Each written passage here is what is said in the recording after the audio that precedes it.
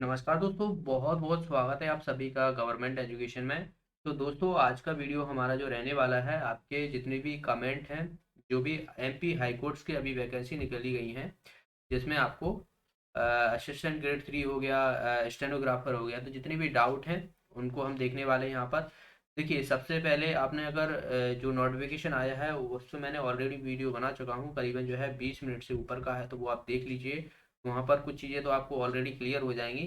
फिर भी मैं यहाँ पर आपको दूसरा वीडियो लेके आया हूँ, जिसमें आपको जैसे कि यहाँ पर जो पहला कमेंट है, जिसमें क्लास से रिलेटेड है। देखिए, क्लास में आपको जो जो भी सिलेबस है, एमपी जीके और जीएस है, और मैथ्स हो गया, कंप्यूटर हो गया, और हिंदी हो गया, ठीक है। तो एमपी जी के आपसे अलग नहीं पढ़ना है, जो कि जो आप एमपी के एग्जाम के लिए पढ़ रहे हो वहीं से आपसे क्वेश्चन पूछे जाएंगे। और मैं ऑलरेडी आपको एमपी जीके का जो प्रीवियस ईयर के क्वेश्चन आए हैं तो वो भी मैं आपको बता चुका हूँ, तो आप खुद सोच सकते हो कि कहाँ से जो है आपको जीके करनी है। बाकी मैं आपको लेक्चर जो है प्रोवाइड कराऊंगा, तो वो आप देख लीजिएगा, इनफ होगा।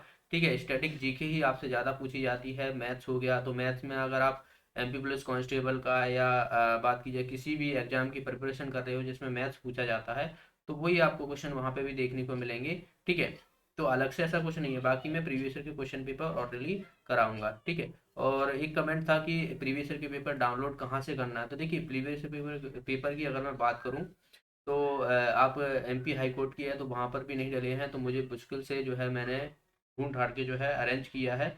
और वही आप चाहें तो आप वही पीडीएफ ले सकते हो।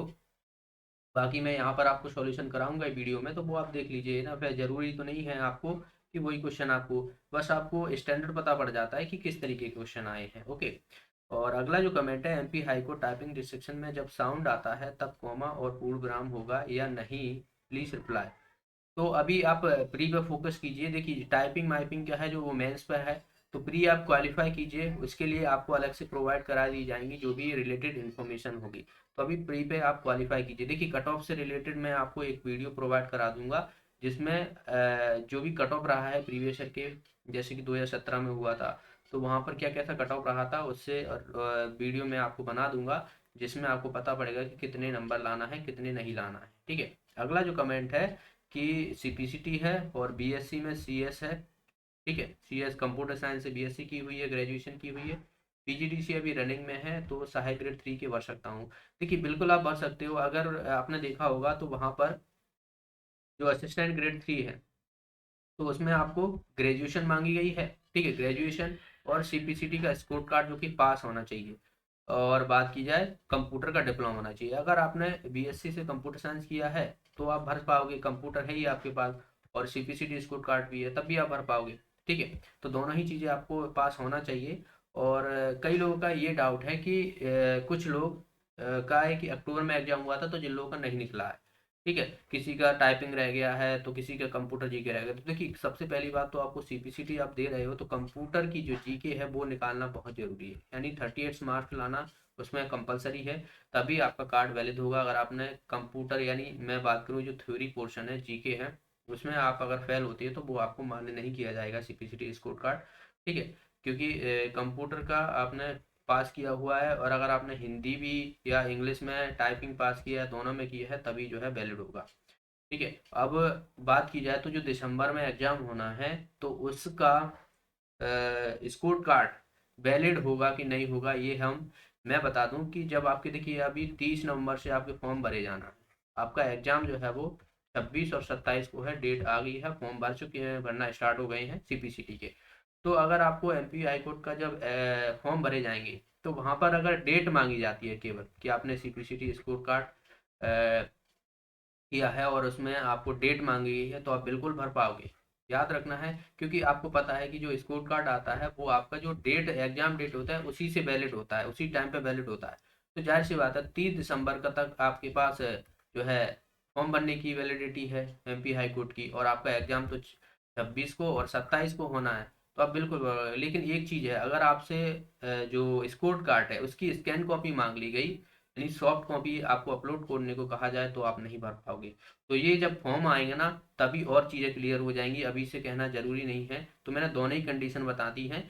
तो आप अगर ऐसा कुछ, अगर आपको सिर्फ डेट मांगी जाए तब आप भर पाओगे। आगे बात की जाए, तो अगला जो कमेंट है, कि कंप्यूटर स्कोर पास और टाइपिंग क्वालिफाइंग नहीं हो तो क्या ग्रेड 3। तो देखिए मैंने आपको ऑलरेडी बता चुका हूँ, अगर आपने कंप्यूटर में पास नहीं हो तो वो कार्ड इनवैलिड होगा, आप नहीं भर पाओगे। तो अभी आपके पास मौका है, दिसंबर में जो एग्ज़ाम है उसकी अच्छे से कर लीजिए, शायद आपके पास उसमें एमपी जो सीपीसीटी का स्कोर कार्ड जो है आपको स्कैन करके ना मांगा जाए, तो ये एक अच्छा मौका है। ये आप देखते हैं कि उसमें क्या कैसी जो है चीज़ें आती हैं। वहीं हम बात करें अगले कमेंट की कि डीसीए और सीपीसीटी किया है और तो क्या मैं असिस्टेंट ग्रेड 3 का भर सकता हूँ। तो देखिए डीसीए बिल्कुल आपने अगर 1 साल का कंप्यूटर का डिप्लोमा किया हुआ है, सीपीसीटी भी है आपके पास और ग्रेजुएशन है, ठीक है, ग्रेजुएशन के साथ बिल्कुल आप भर पाओगे। ठीक है, वहीं हम बात करें बीएससी किया है कंप्यूटर साइंस से और सीपीसीटी भी है तो एलिजिबल है, तो बिल्कुल आप एलिजिबल हो यहाँ पर। ठीक है, क्योंकि आपके पास बीएससी कंप्यूटर साइंस है तो ग्रेजुएशन तो है ही है साथ में, और कंप्यूटर साइंस से आपके पास सर्टिफिकेट भी है, तो आप बिल्कुल भर पाओगे चीज़ें। और अगली बात की जाए तो दिसंबर वाला सीपीसीटी मेन्यू होगा, तो मैं आपको बता चुका हूँ ऑलरेडी इसके बारे में।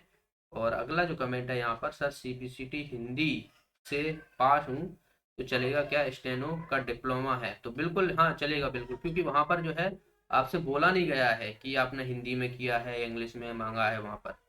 ओके, तो जब आपके फॉर्म भरे जाएंगे तो और चीज़ें आपके सामने चल कर आ जाएंगी, तो वहाँ पर कहीं नहीं गया है, कहा नहीं गया है कि आपने इंग्लिश में मांगा है या हिंदी में मांगा है हाई कोर्ट द्वारा।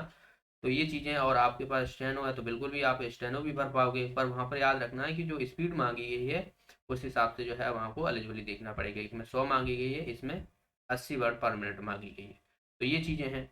अगली बात की जाए तो डीसीए किया है लेकिन अभी डिप्लोमा नहीं है, रिजल्ट से चल जाएगा काम। देखिए रिजल्ट अगर आपका आ चुका है, और मैं पहले ही बोल चुका हूँ, अगर आपको वहाँ पर स्कैन कॉपी नहीं मांगी है, सिर्फ सिर्फ जो है आपका डेट मांगी गई है या आपकी जो परसेंटेज आए हैं वो मांगा गया है, या आपने किस साल जो है किया है ईयर मांगी गई है, तो आप बिल्कुल भर पाओगे।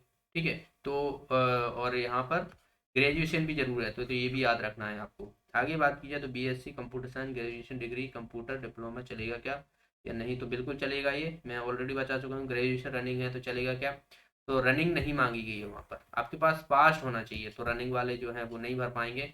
अगर वहाँ पर फॉर्म भरते समय अपेयरिंग का ऑप्शन आता है कि अपेयरिंग में चल रही है, तो आप बिल्कुल भर पाओगे। तो ये चीज़ें और आपके जो है फॉर्म भरेंगे तब चीज़ें और क्लियर हो जाएंगी। वैसे उसमें पास्ट लिखा हुआ है कि आप पास्ट होना चाहिए, सीधा सीधा वहाँ पे लिखा हुआ है।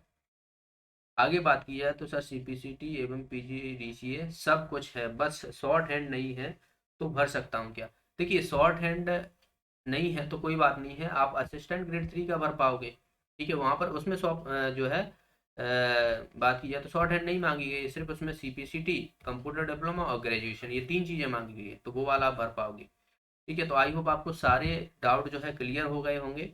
बस ज़्यादातर यही जो कन्फ्यूजन था लोगों का कि ग्रेजुएशन या जिन लोगों का सीपीसीटी नहीं निकला है दिसंबर वाला मान्य होगा कि नहीं होगा, तो आई होप सारी चीज़ें आपकी क्लियर हो जाएंगी अब। और जो भी क्लासेस हैं वो आपको जल्दी ही प्रोवाइड हो जाएंगी, ज़्यादा आपको कुछ नहीं करना है, मैं आपसे बोल चुका हूँ।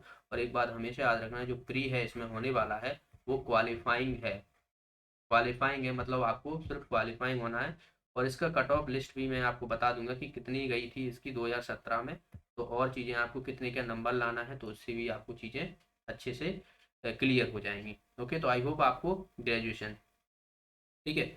अब ऐसा है कि अगर आप अभी से जो बोल रहे हो कि मैं भर पाऊंगा कि नहीं भर पाऊंगा, 30 तारीख को और वेट कर लो, वहाँ पर अब और चीज़ें क्लियर हो जाएंगी, तो स्कैन कॉपी मांगी जाती है कि नहीं मांगी जाती, तो इनका भी आपको 30 नवंबर के बाद ही जो है या 30 नवंबर को पता पड़ जाएगा। ओके, और अगर आपका और कोई डाउट है तो फिर भी आप मुझसे कमेंट बॉक्स में पूछ सकते हो, मुझे नहीं लगता कि अब और चीज़ें बची हों कुछ।